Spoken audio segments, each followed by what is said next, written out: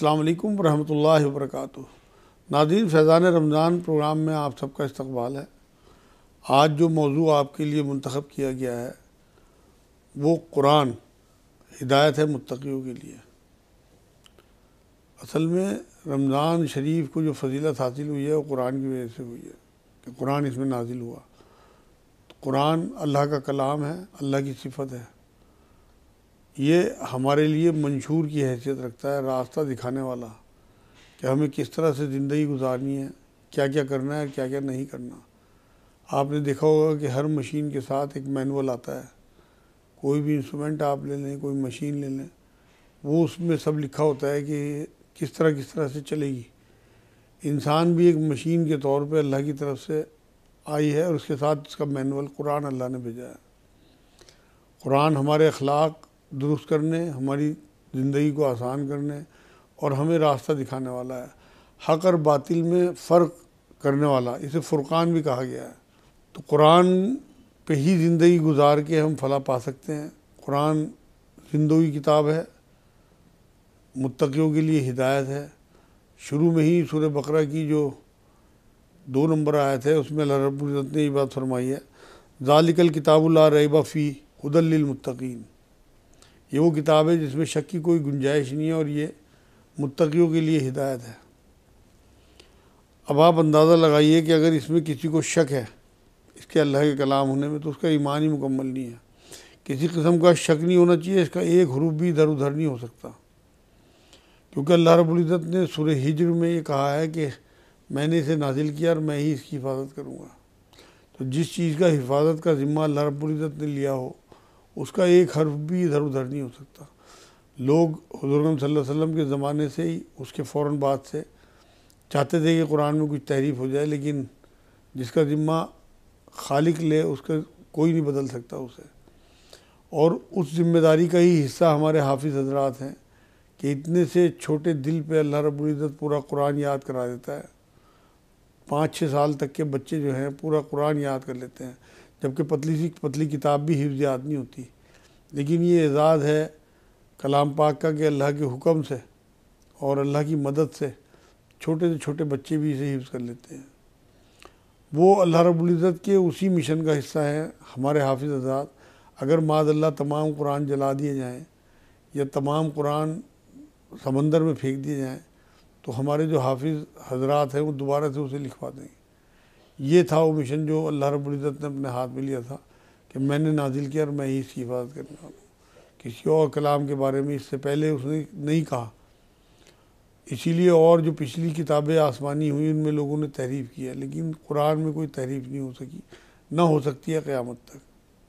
قرآن اتنا مکمل کلام ہے کہ اس میں اگر ایک لفظ شیطان ہٹا دیا جائے تب بھی اللہ کا کلام نہیں رہے گا، اور ایک لفظ اس میں اگر اللہ جوڑ دیا جائے تب بھی اللہ کا کلام نہیں رہے گا۔ تو اس لیے جس طرح سے اللہ رب العزت نے چاہا اسے کلام پاک کو یہاں بھیجا، اور پھر اس ترتیب کو حضور صلی اللہ علیہ وسلم نے اپنے حساب سے جو لوح محفوظ کی ترتیب تھی اللہ کے حکم سے وہ ترتیب دلا دی۔ تو یہ ساری باتیں قرآن کو فضیلت دینے والی ہیں۔ ایک اور میں بات آپ کو کہہ دوں یہاں کہ ہر وہ چیز جو قرآن سے جڑ گئی اسے عروج حاصل ہوا، اسے فضیلت ملی۔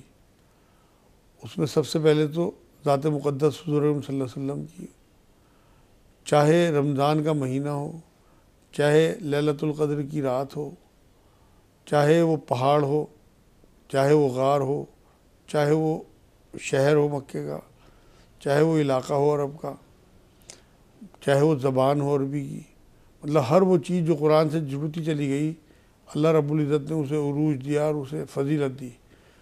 تو آج بھی میں لوگوں کو یہی آفر کرتا ہوں، میں اپنے، کہ اگر ہم واقعی عزت چاہتے ہیں اللہ کی نظر میں اور لوگوں کی دلوں میں اپنی محبت چاہتے ہیں، فضیلت چاہتے ہیں، تو قرآن سے جڑ جائیں۔ قرآن سے جڑنا صرف تلاوت نہیں ہے، تلاوت سے آپ کو صرف ثواب ملے گا، لیکن ثواب ایسی چیز ہے قرآن سے جیسے آپ نے توپ سے مکھی مار دی۔ اصل تو قرآن ہدایت کی کتاب ہے، یہ ھدی للمتقین کہا اسے۔ قرآن کے اگر آپ کو حقوق پتہ ہوں، جو 5 حق اللہ نے قرآن میں بیان کیے ہیں، اگر وہ آپ حق ادا کر رہے ہیں تو آپ یقین کریں کہ قرآن آپ کو وہ نورانیت دے گا انشاءاللہ تعالیٰ کہ آپ تصور نہیں کر سکتے، دین آپ کی سمجھ میں اس طرح آ جائے گا بہت آسانی سے، اگر قرآن کے حق آپ نے ادا کر دیے۔ ہم یہ دیکھتے ہیں کہ قرآن ہمارے پاس ہے، اس کے بعد بھی امت پریشان ہے۔ یہ نسخہ کیمیا کہلاتا ہے، یہ ایسے حکیم کی طرف سے نسخہ آیا ہوا ہے جو مکمل ترین نسخے لکھتا ہے۔ اب یہ تو اگر یہ فائدہ نہیں دے رہا، معاذ اللہ، یہ تو نسخے میں کوئی کمی ہے، اور یا پھر اس کے استعمال میں کمی ہے۔ آپ یہ تو اندازہ کر سکتے ہیں کہ اس کا جو لکھنے والا حکیم ہے وہ تو مکمل ترین ہے، اس کے تو لکھنے میں کوئی کمی نہیں ہو سکتی۔ اس کا مطلب ہمارے استعمال میں کمی ہے۔ اگر ہم اس کا صحیح استعمال کریں تو یہ واقعی نسخہ کیمیا ہے۔ یہ کسی بھی اندر برائی کو، بیماری کو، کسی بھی باطل چیز کو ہمارے اندر رہنے نہیں دے گا۔ جو 5 حق میں بیان کر رہا ہوں قرآن کے، وہ قرآن ہی سے ثابت ہیں۔ سب سے پہلے تو اس پہ ایمان لانا، دوسرے اس کی تلاوت کرنا، تیسرے اس پہ غور و فکر کرنا، چوتھے اس پہ عمل کرنا، پانچویں اس کی تبلیغ کرنا۔ یہ 5 جو حقوق ہیں قرآن کے ہم پہ، وہ تمام مسلمان مرد ہو عورت ہو اسے ادا کرنے ہیں، تب وہ قرآن کے حامل اور عامل بنیں گے۔ آپ یہ دیکھیں کہ یہ زندوں کے لیے ہدایت ہے، مردے تو جہاں مرا آدمی اور ہدایت سے خالی ہوا اسے پھر ہدایت نہیں دی جا سکتی۔ تو جو لوگ زندہ دل ہیں، قرآن میں اللہ نے سورہ فرقان میں کہا ہے کہ میرے جو اصل بندے ہیں وہ قرآن پہ اندھے بہروں کی طرح نہیں گرتے، بلکہ اس میں غور و فکر کرتے ہیں۔ سورہ محمد میں تو یہاں تک کہہ دیا اللہ نے آیت 24 میں کہ یہ قرآن میں غور و فکر کیوں نہیں کرتے، کیا ان کے دلوں پر تالے پڑے ہیں؟ اب ہمارے معاشرے میں یہ بات مشہور کر دی گئی کہ قرآن کو سمجھنا آسان نہیں ہے، قرآن کو سمجھنا بڑا مشکل ہے۔ ہر جگہ یہ بات سنی جاتی ہے، لوگ ترجمے سے پڑھنا ہی نہیں چاہتے اور ڈرتے ہیں، بلکہ ایک خوف بٹھا دیا گیا۔ یہ مجھے تو کوئی سازش لگتی ہے بہت بڑی، قرآن سے کاٹنے کی امت کو۔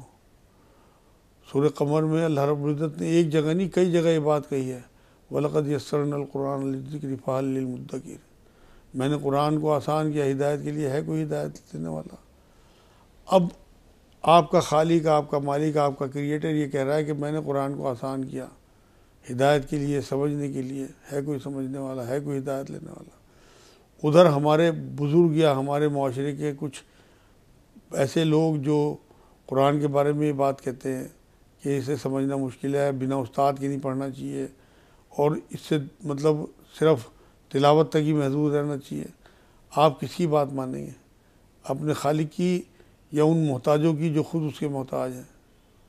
اس لیے میرے بھائیوں بہنوں، قرآن آپ کے لیے آیا، آپ کے لیے منشور ہے قرآن، تو آپ کو قرآن سے ہر حال میں جڑنا بھی ہے اور اس پہ عمل بھی کرنا ہے۔ قرآن میں ہی اللہ رب العزت نے بات کہی ہے کہ جو لوگ قرآن پہ عمل نہ کریں، جو لوگ قرآن کے حساب سے فیصلے نہ کریں، وہ کافر ہیں۔ اب آپ اندازہ لگائیے کہ قرآن ہمارے بیچ میں ہے اور ہم عدالتوں کے چکر کاٹتے ہیں۔ اگر صحیح معاشرہ تشکیل پا جائے تو قرآن ہمارے لیے رہنما بھی ہے اور جج بھی ہے، وہ فیصلے بھی سناتا ہے ہمارے، اس میں تمام ہمارا ذکر ہے، قرآن کی آیت ہے کہ قرآن میں تمہارا ذکر ہے۔ دوسری بات یہ ہے کہ قرآن عمل کی کتاب ہے، ہدایت کی کتاب ہے، منشور ہے، اس پہ چلنا، عمل کرنا ہے۔ مردے تو عمل کی طاقت کھو بیٹھتے ہیں، مگر زندہ لوگ جو ہیں وہ اس پہ عمل کرتے ہیں۔ حضرت عائشہ رضی اللہ تعالیٰ عنہ سے جب پوچھا گیا کہ حضور صلی اللہ علیہ وسلم کے اخلاق کیسے تھے، تو انہوں نے تعجب سے پوچھا کہ کیا تم نے قرآن نہیں پڑھا؟ مطلب حضور کے جو اخلاق تھے وہ قرآن کے مطابق تھے، حضور چلتی پھرتی قرآن کی تفسیر تھے۔ جو بھی قرآن سے جڑ گیا وہ معزز ہو گیا، یہ میں آپ کو بتا چکا۔ تو اس لیے ہم نے طے کر کے اٹھنا ہے آج انشاءاللہ کہ ہم نے قرآن سے عمر بھر کے لیے جڑنا ہے۔ یہ صرف چومنے چاٹنے کے لیے یا بچیوں کی بدائی کے لیے نہیں آیا، یہ تو اس کا کوئی بھی معاملہ نہیں ہوا۔ اس طرح تو نہ حضور اکرم صلی اللہ علیہ وسلم نے کبھی کیا کہ قرآن کو چھاؤں کی طرح اوپر بچیوں کے لے لیا اور انہیں بدا کر دیا، بلکہ قرآن حکیم پہ تو حضور اور ان کے صحابہ عمل کیا کرتے تھے، قرآن ہاتھ میں لے کے تبلیغ کیا کرتے تھے۔ ہمیں تو تبلیغ کا حکم بھی قرآن کے حساب سے ہے۔ تو اس لیے قرآن کا مہینہ آپ کے ساتھ ہے، آپ لوگوں نے قرآن سے جڑنا ہے، اس کے بہت فائدے اٹھانے ہیں۔ دوسرا بات یہ ہے کہ حدیث میں یہ بات آتی ہے کہ جیسے اللہ اپنی تمام مخلوق پہ فوقیت رکھتا ہے، ایسے ہی اس کا کلام بھی تمام کلاموں پہ فوقیت رکھتا ہے۔ قرآن میں اللہ نے یہ بات کہہ دی کہ وہ جانوروں سے بدتر ہیں جو قرآن میں بنا سوچے سمجھے گرتے ہیں، اور قرآن کے بارے میں یہ بات کہی ہے کہ جو اس پہ عمل نہیں کرتے وہ جانور ہیں، بلکہ جانوروں سے ہی بدتر کہا۔ یہ دیکھیں کہ آپ قرآن کے معاملے میں ہمیں یہ دیکھنا ہے کہ اللہ رب العزت نے اپنے رسول کو یہ بات کہی ہے قرآن میں، سورہ فرقان کی آیت ہے 30 نمبر آیت، کہ نبی قیامت میں اللہ سے شکایت کریں گے کہ میرے بہت سارے امتیوں نے قرآن کو چھوڑے رکھا، حالانکہ گھر گھر میں تلاوت ہوتی ہے، یہ چھوڑنا کیا ہوا؟ اس پہ عمل نہ کرنا، اس سے فیصلے نہ کرنا، اس پہ یقین نہ کرنا، اس پہ بھروسہ نہ کرنا، یہ سب چھوڑنے میں آئے گا۔ میں ایک چھوٹا سا واقعہ آپ کو سناتا ہوں کہ ایک دو بلڈنگوں کے بیچ میں رسی باندھ کے، بہت سارے کرتب آپ نے دیکھے ہوں گے، لوگ بلڈنگ پار کر دیتے ہیں بہت بہت اونچائی پہ۔ ایک کا اسی طرح کا کارکن تھا، اس نے ایک رسی باندھی اور دو بلڈنگوں کے بیچ میں اس رسی پہ چلنے کے لیے ایک اپنے بچے کو کندھے بٹھا لیا، ہاتھ میں ایک ڈنڈا لے لیا بیلنس کے لیے۔ نیچے جو پبلک تھی وہ سانس روکے ہوئے اس کا ایک کرتب دیکھ رہی تھی، اور اس نے دھیرے دھیرے کر کے وہ دونوں بلڈنگوں کے بیچ جو رسی تھی اس پہ چل کے بلڈنگ پار کر لی بنا کسی نقصان کے۔ نیچے لوگوں کو بے انتہا ڈر تھا، کیونکہ اگر خدا نہ خواستہ اس کا پاؤں سلپ ہو جائے تو وہ نیچے گر کے ختم ہو جاتا ہے، اتنی اونچائی تھی۔ وہاں پہنچنے کے بعد اس نے لوگوں سے پوچھا کہ بھائی اب کتنے لوگ ہیں جنہیں یہ یقین ہے کہ میں پلٹ کے پھر وہیں پہنچ جاؤں گا اسی بلڈنگ پہ، اسی رسی کے ذریعے، اسی طرح جس طرح میں آیا ہوں؟ سب نے ہاتھ کھڑا کر دیا کہ ہم سب یقین والے ہیں، اس بات کے گواہ ہیں، اور پکے یقین کے ساتھ شرط لگا سکتے ہیں کہ آپ اسے دوبارہ پار کر لیں گے۔ اب اس نے دوسرا سوال کہا کہ ٹھیک ہے، جب آپ لوگوں کو یقین ہے تو آپ میں کون ہے جو اپنے بچے کو میرے بچے کی جگہ میرے کندھے پہ بٹھا دے؟ آپ یقین کریں ایک بھی ہاتھ کھڑا نہیں ہوا۔ یہ تھی وہ بات۔ اس نے پھر پلٹ کے کہا کہ آپ لوگوں کو میرے پہ یقین تو ہے لیکن بھروسہ نہیں ہے۔ یہ ہے وہ معاملہ کہ ہمیں اللہ رب العزت پہ یقین تو ہے لیکن بھروسہ نہیں ہے۔ اس نے جو جو چیزیں ہمیں کلام پاک میں دے دی وہ ہی ہمارے لیے آسان بھی ہیں اور وہی ہمارے لیے اچھی بھی ہیں۔ کلام پاک میں اس نے یہ بات کہی ہے کہ بہت ساری چیزیں ایسی ہیں جو تمہیں اچھی نہیں لگتی، مگر مجھے پتہ ہے تمہارے لیے وہی اچھی ہیں، اور بہت ساری چیزیں ایسی ہیں جو تمہیں اچھی لگتی ہیں لیکن مجھے پتہ ہے تمہارے لیے اچھی نہیں ہیں۔ تو اس لیے ہمیں اپنے اللہ سے جڑنا ہے، اور اس کے جڑنے کے لیے اس کے کلام سے جڑنا ہے، اس سے وابستہ ہونا ہے، اس کا فہم سیکھنا ہے، اس کا فہم اختیار کرنا ہے، تب ہم اسے عمل میں لا سکیں گے۔ جب ہمیں معلوم ہی نہیں ہے کہ قرآن میں اللہ کیا کہتے ہیں تو ہم عمل میں کیسے لائیں گے؟ آپ کے پاس کہیں سے کوئی چٹھی آ جائے اور آپ اس کا مفہوم نہ جانتے ہوں تو آپ لیے پھرو گے کہ کس طرح سے مجھے اس کا پتہ لگ جائے کہ میرے بچے نے یا میری بیٹی نے یا کہیں سے بھی کوئی دوست کا خط آ جائے کہ اس نے لکھا کیا ہے۔ آپ کے پاس اللہ کا خط موجود ہے اور آپ کو بے چینی نہیں ہوتی کہ اس میں کیا لکھا ہوا ہے۔ ہم 15 17 سال 60 70 سال کی زندگی یا کیریئر بنانے کے لیے لگا دیتے ہیں، جبکہ یہ ہمارے ساتھ ختم ہو جائے گی، اور آخرت کی زندگی لیے ہم کچھ بھی نہیں کرتے۔ ہم کئی لینگویجز سیکھ لیتے ہیں، فراٹے دار انگریزی، فراٹے دار فرینچ، فراٹے دار امریکن، مطلب ہر وہ لینگویج جو ہمارے کام کی ہو، ہمیں پیسوں کو ہمارے فائدہ پہنچاتی ہو، ٹکوں کو کہتا ہوں بلکہ میں، تو وہ ہمیں ساری معلوم ہے، اور جو ہماری آخرت سنوارے گی، جو ہمارا سنہرا کل کو لکھے گی، اس لینگویج کی ہمیں کوئی فکر نہیں ہے جو اللہ کا اور اس کے رسول کا کلام ہے۔ اگر آپ تھوڑا سا ٹائم لگا کے عربی لینگویج سیکھنا شروع کر دیں، آپ یقین کریں 1 سال نہیں لگے گا، لیکن چلو اگر ہمت نہیں ہے، جوش نہیں ہے، جذبہ نہیں ہے، وقت نہیں ہے، تو کم سے کم اسے ترجمے سے تو پڑھ لیں، اس میں غور و فکر تو کر لیں کہ اللہ نے ہمیں کیا کہا ہے قرآن میں اور کیوں کلام پاک اتارا۔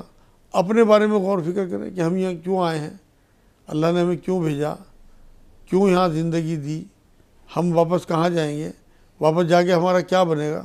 آپ یقین کریں اگر آپ اپنی ذات میں ہی غور و فکر شروع کر دیں گے نا تو آپ کے اندر تبدیلی آ جائے گی۔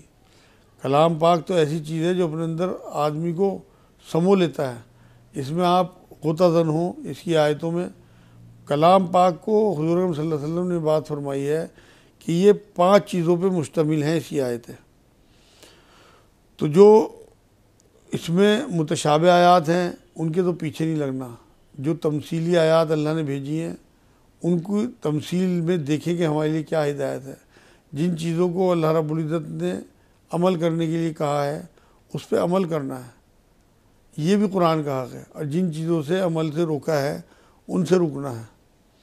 یہ قرآن کی وہ آیات ہیں، چاہے وہ محکم ہوں، محکم آیتوں پہ ہمیں حکم دیکھنا ہے کہ اللہ نے کیا حکم دیا ہے، اور جو متشابہات ہیں ان سے دور رہنا ہے، یہ سمجھنا ہے کہ اس کا مفہوم اللہ اور اس کے رسول کو ہی پتہ ہے۔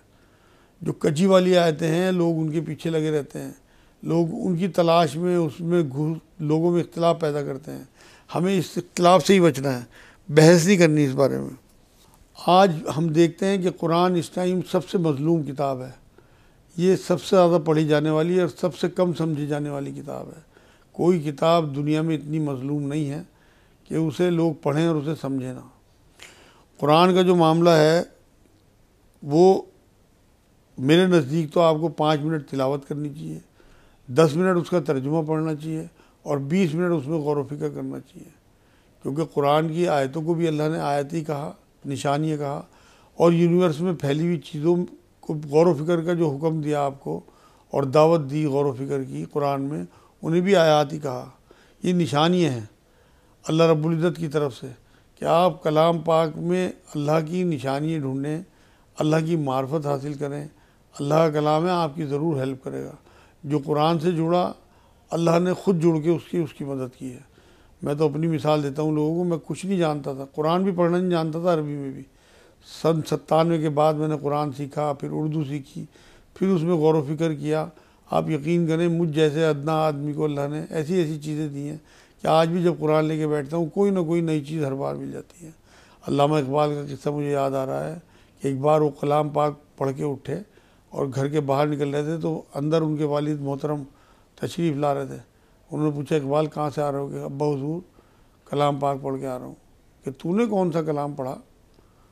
صاحب کلام یعنی کہ حضور صلی اللہ علیہ وسلم جب کلام پڑھتے تھے تو ان کے تو آنسو جاری ہو جاتے تھے، ان کی تو حالت جو ہے وہ ایسی ہو جاتی تھی، کیفیات ہی بدل جاتی تھی۔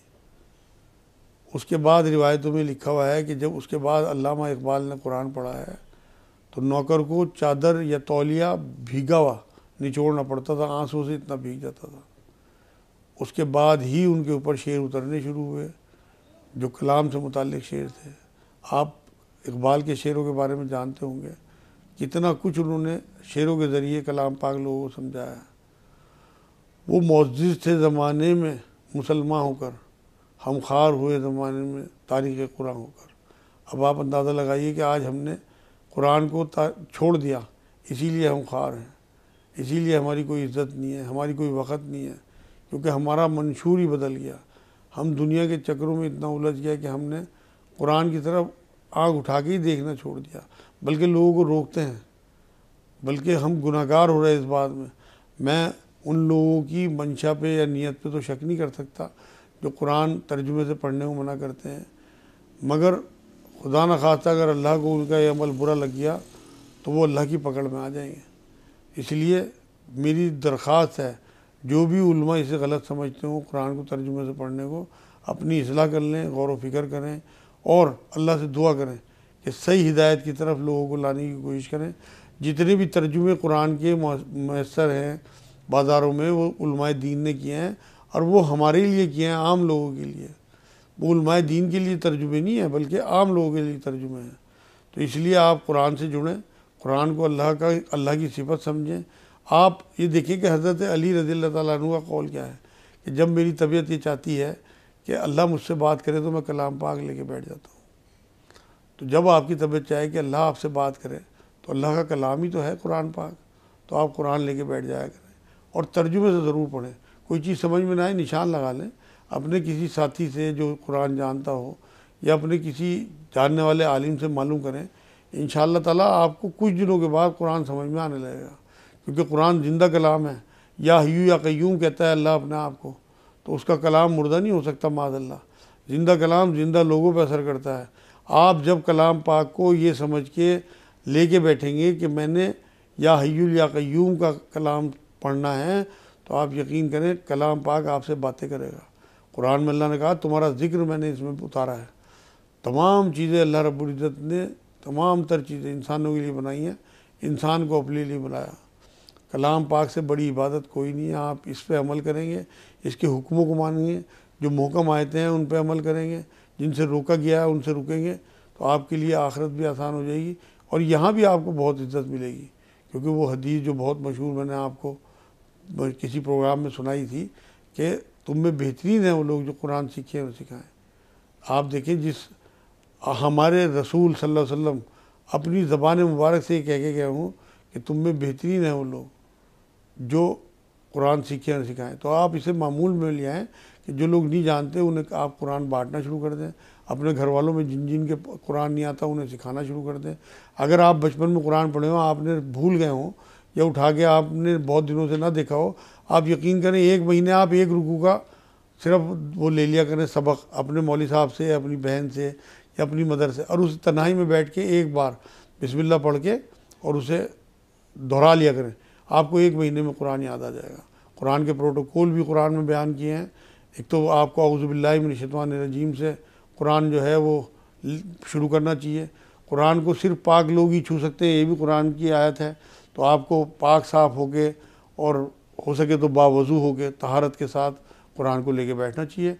ناظرین، میں ایک اور آپ کو تحفہ دیتا ہوں، جو لوگ قرآن پڑھ کے بھول گئے یا جنہوں نے بہت دنوں سے قرآن نہیں پڑھا، آؤٹ آف پریکٹس ہو گئے، وہ اگر ایک رکوع اپنی مدر سے، اپنی سسٹر سے یا برابر میں مسجد کے مولوی صاحب سے سبق لے لیا کریں اور پھر اس سبق کو ایک الگ تنہائی میں بیٹھ کے دہرا دیا کریں۔ یہ 5 منٹ کا کام ہے۔ 2 منٹ میں سبق دے دیں گے وہ آپ کو، اور 3 منٹ آپ کو دہرانے میں لگیں گے۔ چاہے آپ اسے اٹک اٹک کے پڑھیں، چاہے تھوڑا تھوڑا، جیسے بھی آپ ایک رکوع بہت ہوتا ہے آپ کے لیے شروع میں۔ 1 مہینے کی گارنٹی میں لیتا ہوں، انشاءاللہ 1 مہینے میں آپ کو قرآن یاد آ جائے گا۔ تو اس لیے آج سے آپ یہ بھی شروع کریں، کیونکہ ایک آیت کا مفہوم قرآن کی یہ بھی ہے کہ جو لوگ قرآن پڑھ کے بھول جائیں گے وہ قیامت میں اندھے ہو کے اٹھیں گے۔ تو اگر آپ واقعی قیامت میں چاہتے ہیں کہ آپ کی آنکھیں ہوں اور آپ جنت کو آنکھوں سے دیکھتے ہوئے اس میں گھسیں، ایسا نہ ہونا خدا نہ خواستہ کہ آنکھیں ہوں گی نہیں اور ہم ٹٹولتے پھریں جنت کو اور دوزخ میں گر جائیں۔ تو اس لیے اللہ سے دعا کریں کہ آج سے آپ قرآن سیکھنے کی کوشش کریں، تھوڑا سا کسی کو صدقہ دے کے، اور آج سے سبق لینا شروع کریں۔ 1 مہینے کی گارنٹی ہے، انشاءاللہ آپ کو قرآن یاد آ جائے گا۔ اور قرآن کے بارے میں کچھ چیزیں آپ کو انشاءاللہ کسی اگلے ایپیسوڈ میں بتاؤں گا۔ وما علینا الا البلاغ۔ السلام علیکم ورحمۃ اللہ۔